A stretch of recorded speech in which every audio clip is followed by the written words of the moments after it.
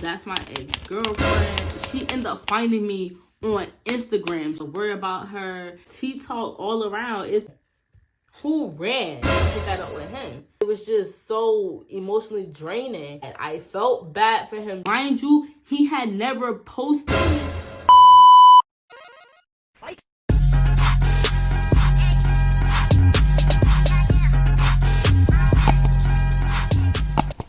Hey guys, it's Kaee. We're here again with another video today. Video that y'all all been waiting for.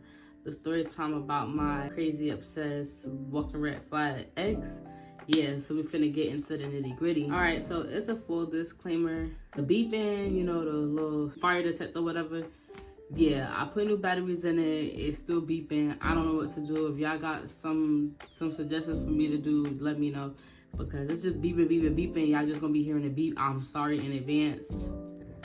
All right, so I was just thinking about, literally I spent like 5 minutes thinking about like the name I was going to give this said person. I will say the nickname because I'm not gonna really say anybody's name. Cause y'all not finna stop me from my bag. That's just all facts, no printer. I'm gonna just call this person Y. So me and Y met back in 2020 when I had just moved to this town, and we had met at this job I was working at. I first got to the job. No, first of all, let's rewind back. Before, when I first got to the town, I got the job. And when I first got to the job, I wasn't really even talking to nobody besides this one girl that worked in my department.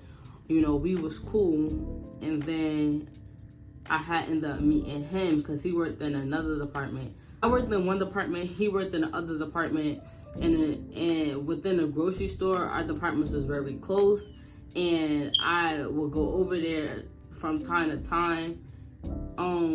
Really, I don't even know why I was going over there, but I was going over there, right? He said hey to me, I said hey to him. And then we was just chit-chatting, and we became cool. He was cool. Okay. So now we cool, we cordial, we like acquaintances and stuff, like work friends, like that.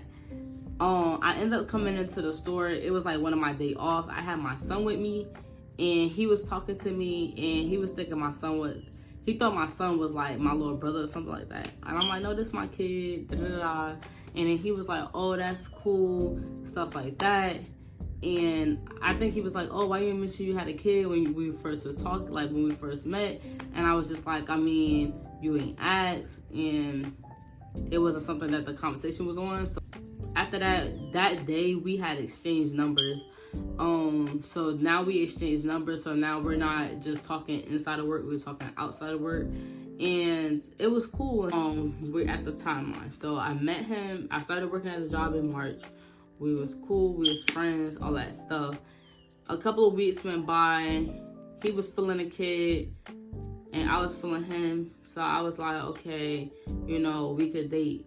It was like the end of April when he asked me to be his girlfriend. We was dating, and he always was just really to himself. We would hang out like after work. That's how we really became cool and got to know each other. Then found out that he lived relatively close to me. His personality was very like antisocial, so he never really came like to my house. Always come to his house because he had suggested, oh, can you come to my house? So I was like, okay, cool, I'll come to your house. I didn't really sense nothing was wrong initially because I just thought he was a very shy person. But now me thinking about it, looking back on it, it's like he was just too closed off. He was closed off, and he just never wanted to do things like publicly. What an embarrassment. And he was non-confrontational, but yet had a lot of drama. Telling me like how he got a kid or whatever, but his kid situation is like mad complicated, and I'm not about to tell nobody business like that. But he had this whole ordeal with his baby moms and all this stuff and his kid. And right then, right at that moment, I knew I should have packed myself and did. Oh, now we gotta go?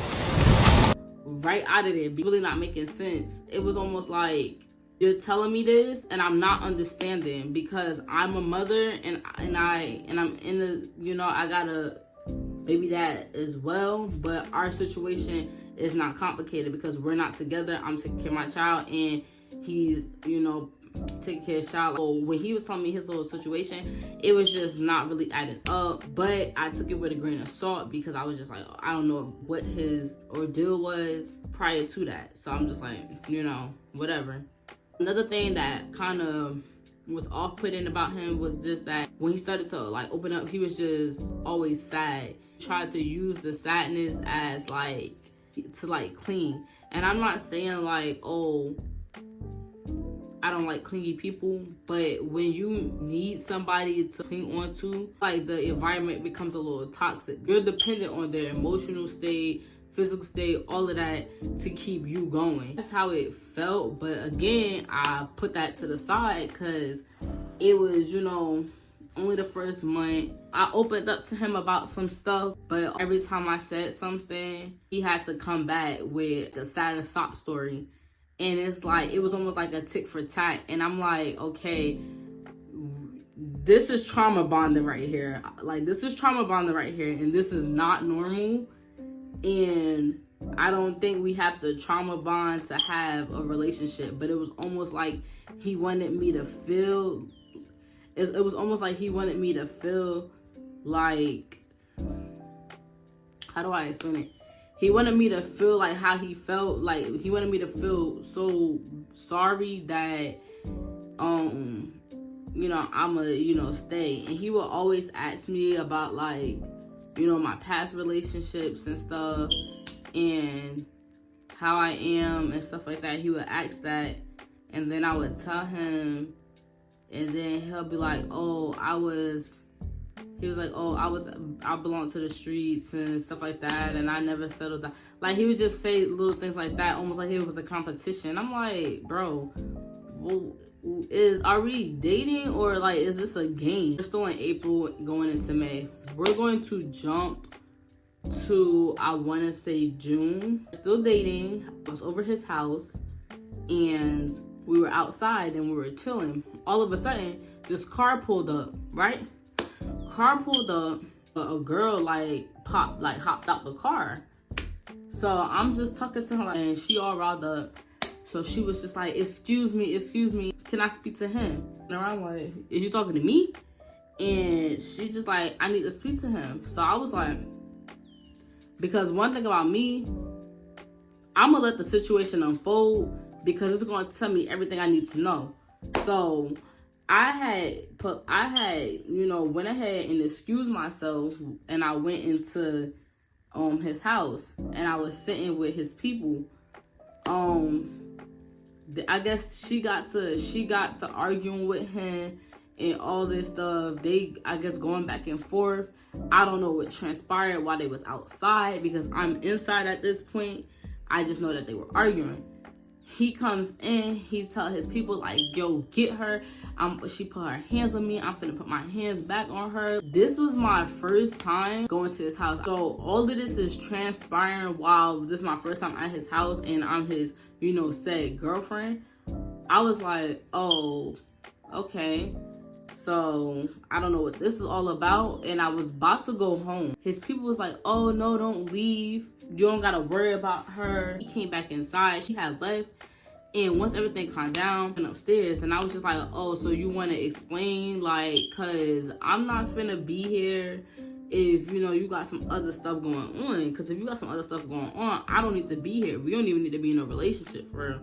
He was just like, no, I don't got nothing going on. I promise you, there's nothing going on. That's my ex-girlfriend. You don't have to worry about her. She just crazy, all this stuff. So me, in my mind, like, I've been in this type of situation before. Not the crazy ex-girlfriend, but I've been in a situation where the dude like, oh, this is my ex-girlfriend. The whole time he effing on shorty still, and that's still his current girlfriend and stuff like that. So I know when the red flags start flagging and it's time for me to get out of there. So I talked to my sisters about it. They like, that seemed like a red flag to me. You should, like, you should be done. Like, you shouldn't be dealing with him. Like, I'm just like, I'm gonna think about it. I don't know. I'm gonna think about it. And then plus, mind you, we work at the same job, right? So now it's like tea talk all around. It's tea talk all around because everybody at my job pretty much knew, like, basically the situation was going on. And it kind of felt like I was left out of the loop. And I'm just like, well, who is this girl? Because now I got to do my investigation, because who is this girl? And everybody not really trying to tell me a whole lot, like, tell me the whole thing. It wasn't until after the fact that everybody wanted to tell me the whole thing. But people were just on me like crazy. Like, basically telling me, oh, you dating him, you shouldn't date him. Now, every time I would come back to him about what they saying, he'll be like, they saying it's not true. You know, I'm not doing nothing. And it's just crazy because it didn't line up with his character. And I don't know why I kept ignoring the flag so many times. Wait, stop the motherfucking music. You, are you dumb? I really don't know why I kept ignoring the flags, because in reality, I feel like after that situation, this should not have been no relationship, especially how long it had drawn out to. Like, what I'm about to tell y'all next, crazy. After a couple of days go by, and I'm gonna put the screenshots and stuff. I'm gonna put the screenshots, y'all, because I know y'all want to see the receipts.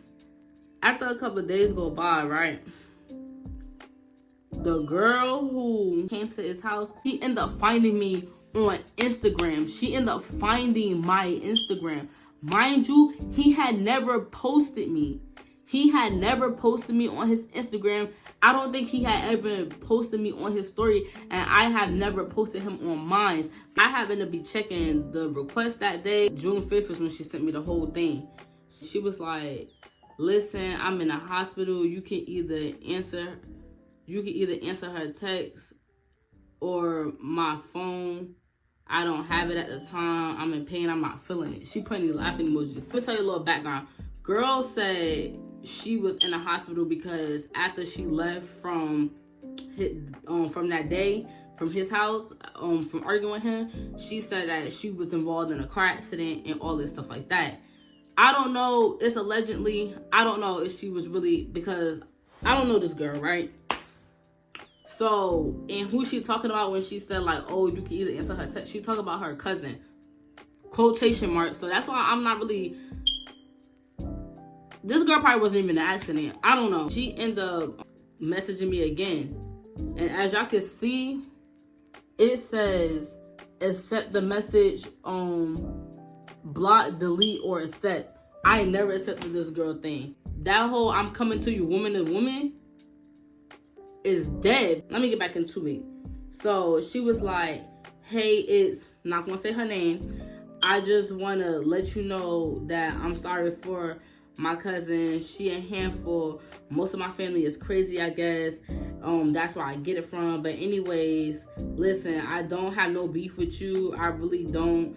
I'm sorry that you got dragged into this issue, but it really has nothing to do with you. It has nothing to do with me either. At this point, I just cut myself out the situation.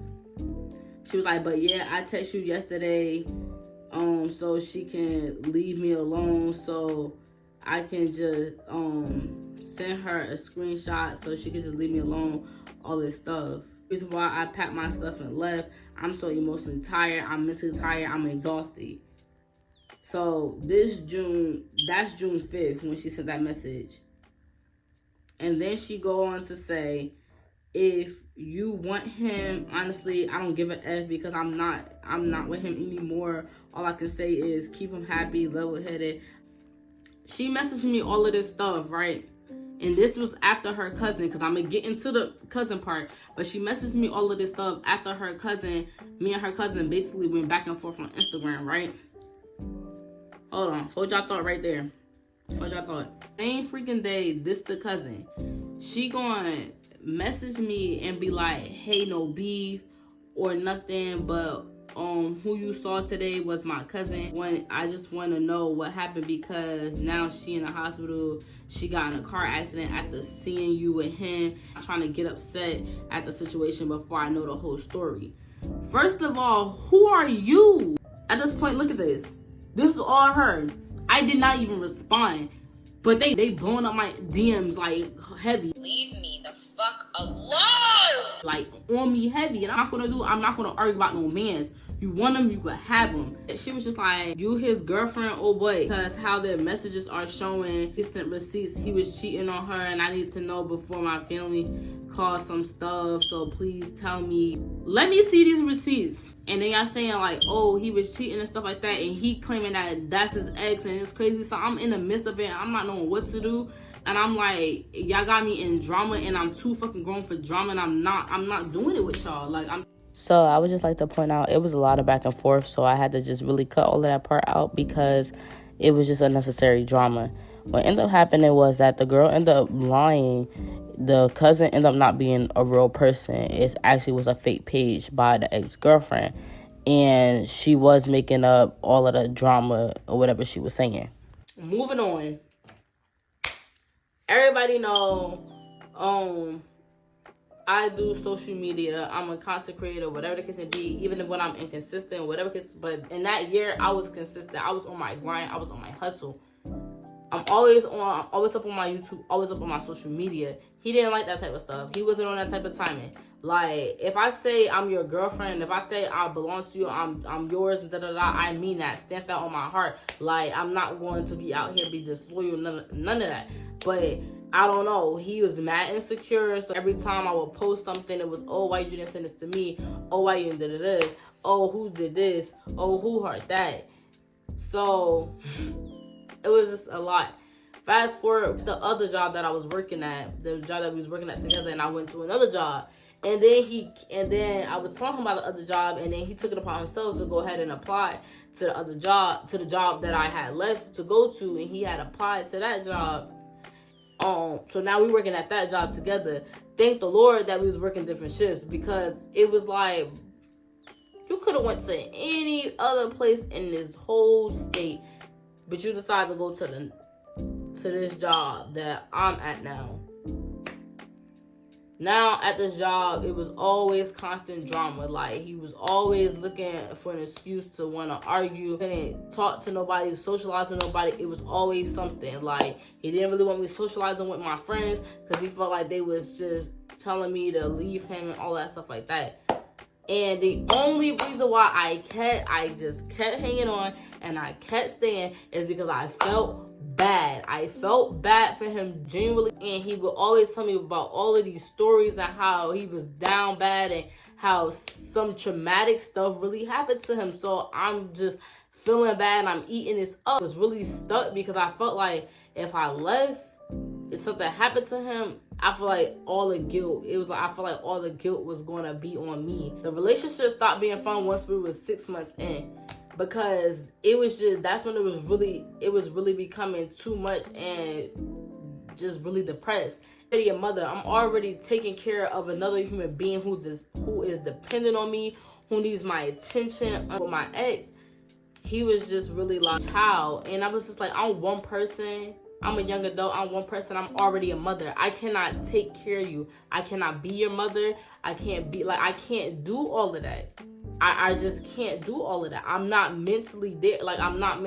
I can't do all of that. I have my own stuff that I was going through. Me and my son's father at the time was at odds, and we was going through our whatever we was going through, and I had family stuff to deal with, and I was still a college student, and I'm still a mother at the end of the day. And then I'm over here trying to tackle a relationship that came with too many extra strings. It was a struggle, a tussle, or whatever to get him to take me somewhere. It's like, where's this relationship going? Where is this relationship going? We're not going anywhere. All we doing is being at your house. When he did finally come to my house, he was very, socially awkward. And my family just, I don't know, they was just like, they don't know about this one. Like, that's how it was. I was getting them, I was trying so hard to get them to like him and stuff like that. And it's not like they didn't like him, they just didn't think that we were, meant to be. I felt like the relationship should have never happened. We should have just been friends or something, because it just wasn't given what it was supposed to be given. Just so emotionally draining. What really kind of drew the line was like the day before my birthday, when I handed out my friends, we got into disagreement because my friends that had hung out with me and my other friend that night was a guy. We was hanging out, plus me and my other two female friends. My friend, he was a designated driver. I was the last person to be dropped off because the way everybody lived, I was the last house. So I got dropped off last. I told, my ex, like, I was going out with my friends and all of that stuff like that. And he said, okay, he knew. Whatever. However, he made a big deal that I was the last person to be dropped off by my male friend and all this stuff. Boom, he was just making a big deal. He just kept asking questions, all this and all that, and I'm telling him, and he not trying to believe me. So I'm just like, I don't know what to do because you're insecure. I don't know how to make you believe, I don't know how to make you believe me if you don't trust me. If you don't trust me, then I don't know what to tell you. Because on my birthday, the morning of my birthday, I have ran and did my little errands and stuff. And then I was at his house, literally boohoo tears. I remember I was on the phone with my brother or I was on the phone with my aunt, one of them, because they called me. And I ended up taking a little screenshot picture of me crying on my birthday.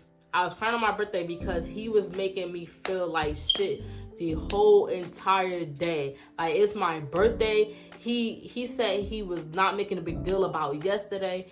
And he believed me and he trusts me and stuff like that. But then on my birthday, he was making me feel like shit because he was just like, I don't believe you. You was cheating on me. You was this. You was that. And all of this stuff. Like, making me feel like mad bad. And on my birthday, the moment I knew it was toxic is because at the time, one of his close family members, they was sick, and that also played the thing because he always had some drama and stuff that was going on with his family, and I was feeling bad for the kid. Trying to, stick it out, be there for them and stuff like that. But it really clicked in my head when I lost my grandfather. My grandfather had passed away. This man had the audacity to go on this rant about his sick family member. He did not even comfort me for real. And I'm like, they're alive. You still have your person. I don't have mine. My grandfather not even cold in the ground yet. You sitting here talking about a family member that's very much alive, and I'm over here and I actually lost a family member and I was done. Like, yeah, it's time for me to cut ties. And I was just trying to figure out a way to get out of this relationship. On top of all of that, he would say we cool, then he would be insecure, then he would be controlling, then he would be sad stop story. Like, it was just a constant rotation. Then he ended up saying, if you leave me, I'm gonna unalive myself, and it was gonna be my fault. I couldn't even break up with him in person, y'all. Sorry, judge me if you want. I couldn't even break up with him in person. I literally sent him a text. He ended up trying to FaceTime me. I ended up declining the call. He tried to call me. I ended up declining the call. Sending me this long text message, and I can't even show y'all because I didn't delete, but Apple, delete, like, to save my space and stuff. All my messages basically delete after a month, a day or two before I ended it. But I post, jealousy can hide in compliments, envy can hide in support, and hate can hide in love. So just because they're giving it to you doesn't mean that they have it for you. Trust their energy and not their words. He basically had swiped up and was like, what's this post about? Who this for? Ended. And I prayed for him and I wished him the best.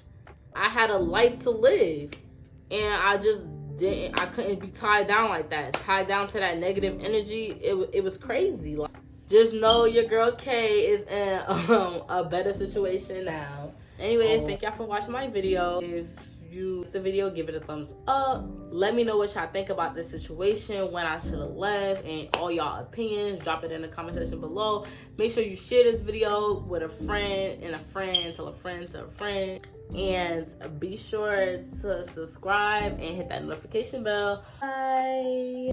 Y'all, I just had one more thing to say, cause I forgot. I'm up 1,000. I want everybody else to be up 1,000, okay?